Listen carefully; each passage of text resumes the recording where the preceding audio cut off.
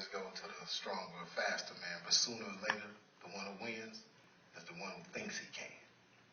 And don't quit. You making an impact.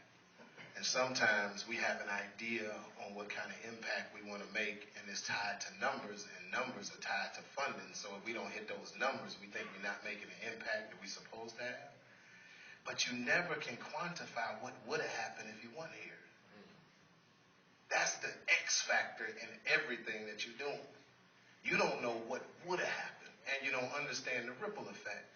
By changing that one person, which is why I like you all just targeting who the people are, because that's smarter than anybody ever did. We had the Super Bowl committee come to Detroit to do a walkthrough, and we was having a shootout between two gangs. They was killing each other all week. PAs and Schoolcraft. Tearing each other up. One guy died, next guy died, next guy died. Now I got the NFL coming in to do a site visit, and somebody in the paper getting killed. They was doing it old mafia style. Going up in a bar, shooting up the whole bar to shoot one guy. And so I can't have this happen. Detroit is already known as this unsafe place. So I had to find out who the two, I had to really look hard, I knew, who the two people are that I need to talk to stop this. And so the mayor actually had to go meet with two guys to say, hey, y'all kill this. Now, there's all kind of people shooting. But two guys, I straight up, fellas, listen, we got the NFL coming, I don't need this. This had to do with your mama and them. They ain't gonna have no jobs. Ain't nothing, nobody's coming if you do this. Y'all need to cut this nonsense out. Or I'm gonna have to tell them to start shooting back at y'all.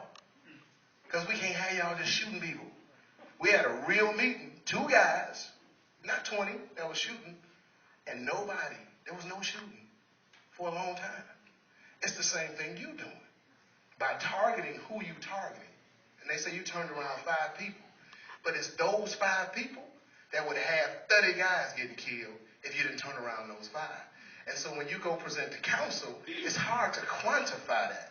But I want you to know in your spirit, because you're being smart and intelligent strategically about how you're doing this, if you don't have 10 less, but you didn't have 1 more, you won. Because everywhere in America, murders are going up. Homicides are going up. Younger people are being killed every day. And so if you go from 47 to 37, people say, we should have saw more of a reduction. Or if you go from 47 to 44, well, what the program did is kept it from going to 65.